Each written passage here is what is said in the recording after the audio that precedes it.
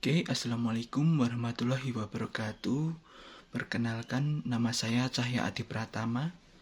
Saya dari mahasiswa Universitas Terbuka jurusan Pendidikan Agama Islam. Pada pertemuan kali ini saya akan menjelaskan sedikit materi tentang akhlak terpuji. Tapi sebelum kita mulai pelajaran, marilah kita berdoa dulu bersama-sama.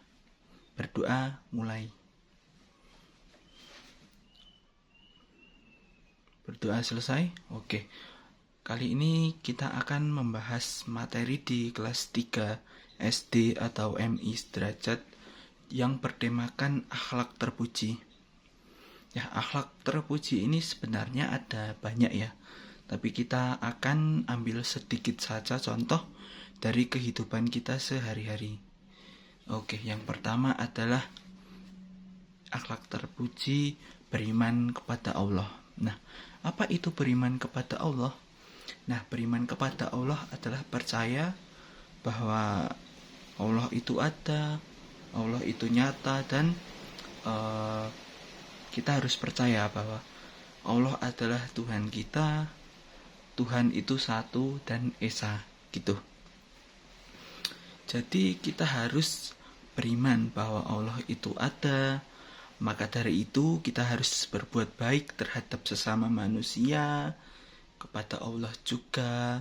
Lalu apa sih caranya untuk kita beriman kepada Allah dan berbuat baik di kehidupan kita?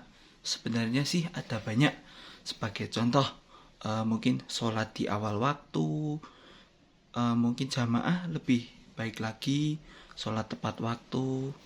Terus kita juga berbuat baik kepada sesama manusia, saling tolong menolong, sesama tetangga, maupun sesama masyarakat sekitar, teman kita, dan lain sebagainya gitu. Itu beriman kepada Allah. Percaya bahwa Allah itu ada dan semua yang kita lakukan di dunia ini pasti akan dipertanggungjawabkan nanti untuk ke depannya. Kita juga percaya ada akhirat, ada juga hari pembalasan, hari kebangkitan. Seperti itu kita juga harus percaya. Gitu. Kemudian ada juga berzikir. Berzikir ini juga salah satu beriman kepada Allah ya. Karena berzikir ini juga merupakan ibadah yang sangat mudah untuk dilakukan dimanapun dan bisa kapanpun. Saat kita sedang bekerja, sedang di sekolah, atau sedang di jalan, kita bisa ya berzikir di dalam hati. Bahkan tanpa mengucapkan kalimat atau satu kata pun, kita bisa berzikir dari dalam hati seperti itu. Jadi zikir itu salah satu ibadah yang cukup mudah untuk kita lakukan seperti itu. Kemudian ada lagi, sebentar, saya buka buku dulu.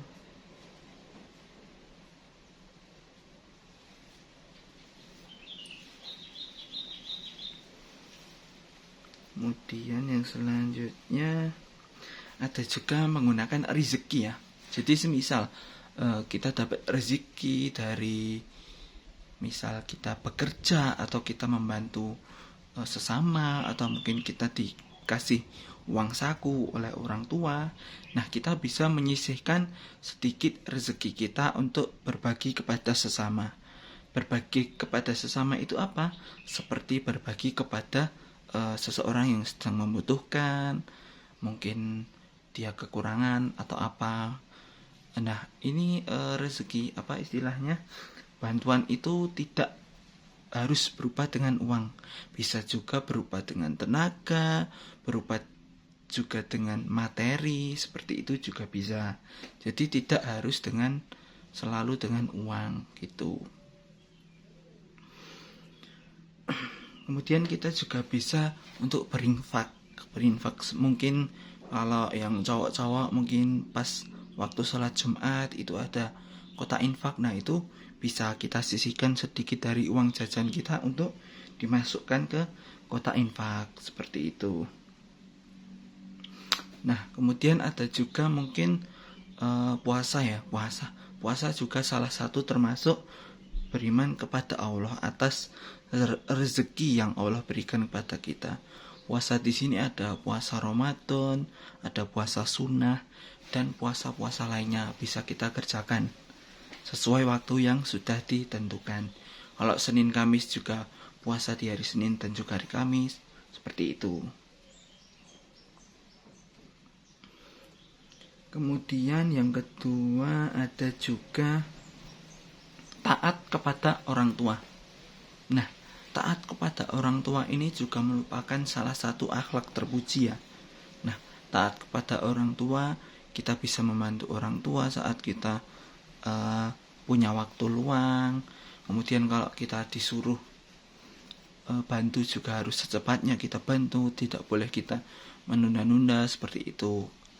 Gitu. Karena memang ridho Allah tergantung pada ridho kedua orang tua ya. Jadi orang tua kita itu wajib kita bantu, baik lagi susah maupun senang, kita harus bantu orang tua kita.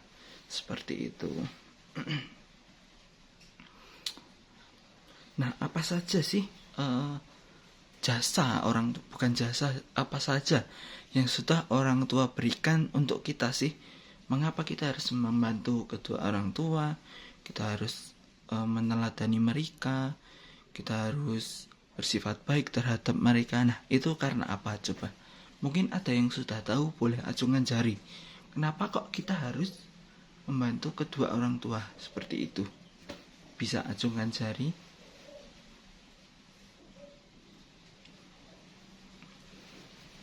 Oke, kalau tidak ada, saya jelaskan aja ya. Yang pertama itu orang tua melahirkan kita. Nah, orang tua melahirkan kita itu dari sejak dalam kandungan, dalam perut.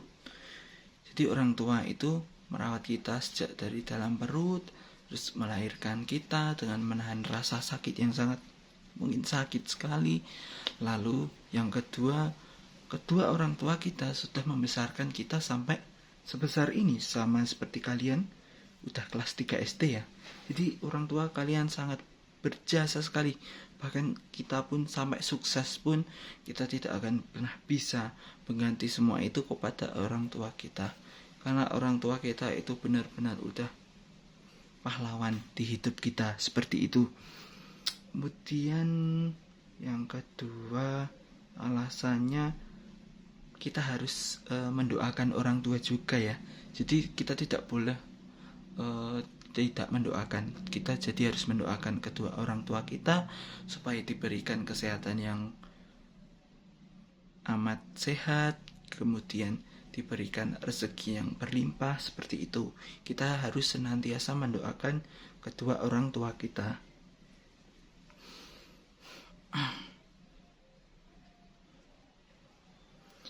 Kemudian yang terakhir yaitu akhlak terpuji, hormat kepada guru.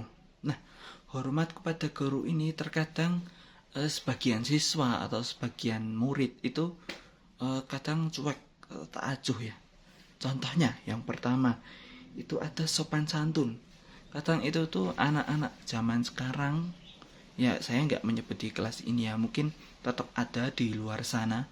Itu pasti ada yang bicara ke gurunya itu secara ceplos-ceplos tanpa sopan santun sama sekali. Nah, itu sebenarnya tidak boleh ya teman-teman, tidak boleh. Karena memang kita sebagai murid itu harus berperilaku sopan santun kepada guru kita, baik guru kelas, mau wali kelas, mau kepala sekolah, maupun semuanya, seperti itu. Jadi kita harus intinya berlaku baik, bertutur kata lemah lembut terhadap guru kita, seperti itu.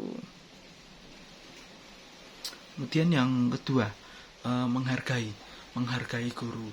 Nah, jadi semisal kita guru menerangkan, jadi kita itu sebagai murid atau siswa itu harus mendengarkan gitu.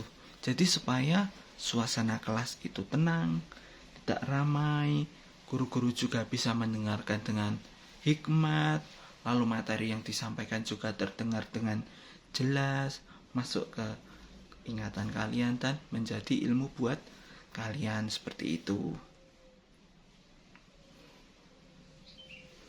Nah, kemudian yang ketiga itu cara berakhlak terpuji terhadap guru itu yaitu taat. Nah, taat di sini dalam artian apa? Taat di sini dalam artian kita semisal guru ngasih tugas ke kalian. Nah, kita sebagai murid atau siswa, kita juga harus taat untuk mengerjakan soal-soal yang diberikan kepada guru. Soal-soal yang diberikan dari guru kepada kita gitu. Jadi kita sebagai murid, kita harus mengerjakan soal-soal itu dengan secepat mungkin. Jadi kita tidak boleh menunda-nunda, apalagi bahkan sampai tidak mengerjakan tugas dari guru-guru seperti itu. Kemudian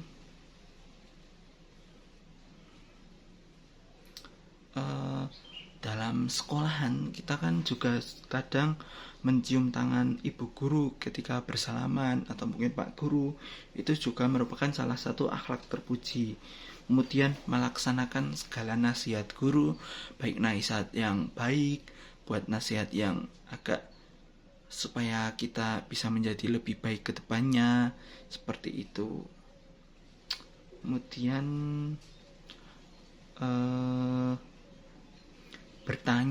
bertanya ini sebenarnya boleh ya, tapi dengan nada yang sopan gitu. Jadi bukan langsung wow saya mau tanya gitu, jangan.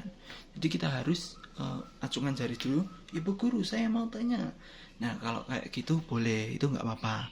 Bahkan guru pun sangat senang jika kalian bertanya seperti itu.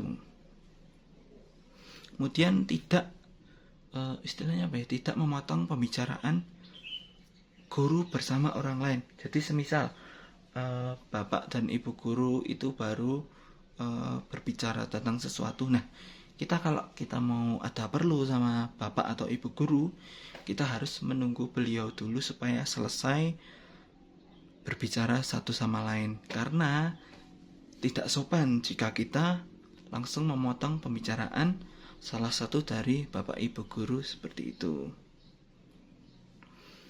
Nah, kemudian apa sih sebenarnya manfaat dari akhlak terpuji yang telah kita lakukan sehari-hari? Yang pertama, itu yang pasti, udah sangat-sangat pasti, itu mendapatkan pahala dari Allah Subhanahu wa taala. Akhlak terpuji itu sangat penting karena kita bisa melakukannya dimanapun, kapanpun, dan dengan siapapun. Jadi kita bisa mendapatkan pahala yang berlimpah insya Allah. Kemudian juga memperoleh ilmu. Nah, ilmu di sini bukan ilmu pembelajaran, bukan ilmu akademik gitu, bukan, tapi ilmu sosial. Ilmu sosial, terus ilmu kemasyarakatan.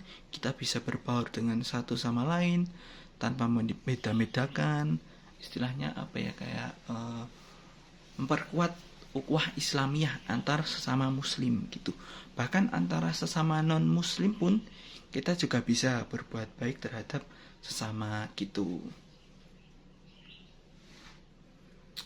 Mungkin cukup itu dulu sedikit pengertian akhlak terpuji dan juga macam-macamnya dari Pak Guru hari ini.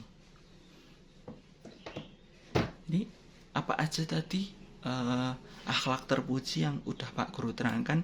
Mungkin ada yang bisa mengulang kembali. Kalau tidak ada, Pak Guru saja yang mengulang kembali. Jadi yang pertama itu ada taat kepada Allah. Taat kepada Allah di sini kita juga harus menaati perintahnya dan menjauhi larangannya, seperti sholat tepat waktu, sholat 5 waktu, puasa, berzikir, terus dan ibadah-ibadah lainnya gitu. Kemudian yang kedua ada taat kepada orang tua. Taat kepada orang tua kita harus menaati perintahnya, menjalani istilahnya harus harus tunduk dan patuh terhadap apa yang disuruh oleh orang tua, tidak menunda-nunda pekerjaan, seperti itu. Kemudian yang ketiga ada taat kepada guru. Nah, kita harus mentaati guru, baik itu bapak guru maupun ibu guru, kita harus taat gitu. Harus berperilaku sopan santun, menghormati, tidak boleh sembrono ya, tidak boleh nakal, karena bapak dan ibu guru itu ibaratnya adalah orang tua kedua kalian di sekolah. Oke, mungkin cukup itu dulu, sekian penjelasan dari Pak Guru hari ini. Apabila ada Pak Guru ada salah kata, mohon maaf. Mungkin di pertemuan selanjutnya kita akan membahas soal ya gitu. Ini karena cuman tugas, mungkin saya sudahi dulu dari saya. Apabila ada salah kata, saya mohon maaf. Assalamualaikum warahmatullahi wabarakatuh.